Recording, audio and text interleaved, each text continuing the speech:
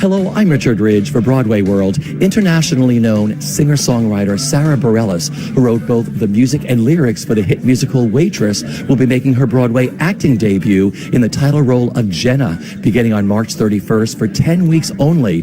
Joining her is Swenson and Chris Diamantopoulos, and we caught up with all of them here at the Knickerbocker Hotel just days before their first performance. I'm off the Richter scale at this point. I'm a week away from my first audience, and I'm giddy with anticipation and excitement, and I've been working really hard, and it's such a labor of love. This show, that's just what it showed up for in my life, and so it's really a passion project, and I just want to do it justice.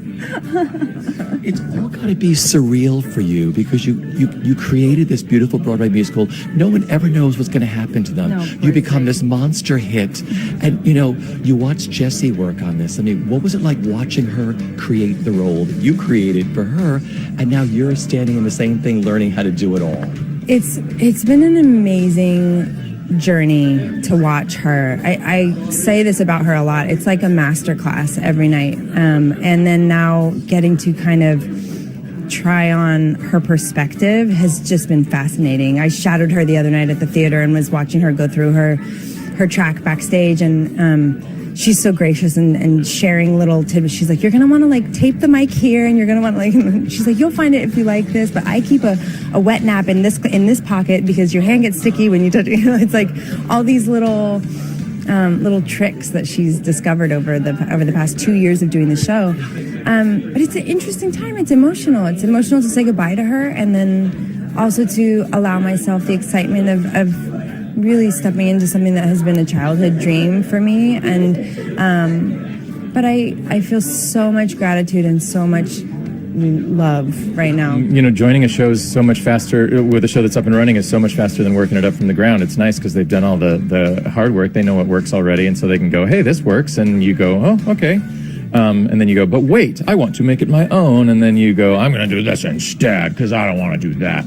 And then you argue with the director for a minute, and then you make a compromise, and you do half your stuff and half their stuff, and it works out great. So Dr. Pomatter has a special place in my heart. I did an early workshop of this show, and I fell in love with it. There's just something delightfully awkward about this guy, and I can definitely relate. And I really wanted to do the ART and Broadway run, but my schedule in LA wouldn't permit it. And fortunately for them, they got Drew Gehling, who is just tremendous in the role.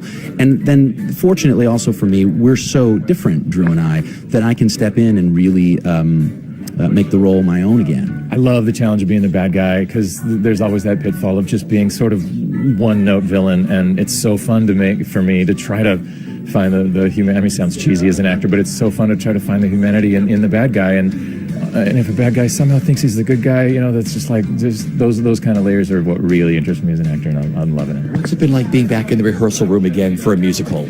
It's been exhilarating, actually, being able to use the tools that I spent so long building that have sort of for a while gone dormant, I guess. It's been really it's been special to sort of reawaken things in that regard, and it's been just a dream to do it with the likes of Sara Bareilles.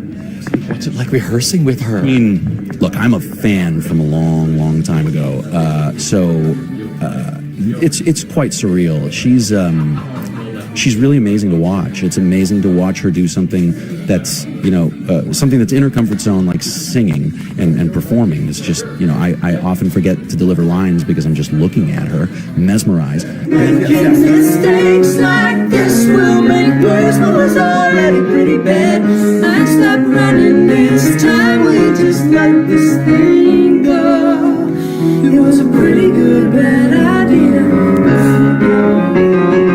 Such a massive fan of hers, to the extent of being a stalker. I'm trying to not freak her out. No, seriously, in conversation, she'll say something and it sounds like a song reference, and I know her lyrics so well that I'm editing myself as we talk, and I'm probably coming across as the biggest creep. But no, I'm a massive fan, and she's the nicest girl and super talented. She's going to blow people's minds with how great she is in this part. Yeah. I mean, what are you looking forward to that first performance on stage? Oh man, I imagine I'm gonna feel like I'm stepping off the edge of a cliff. as that curtain comes up, I can just imagine I'm going to want to pee my pants a little bit.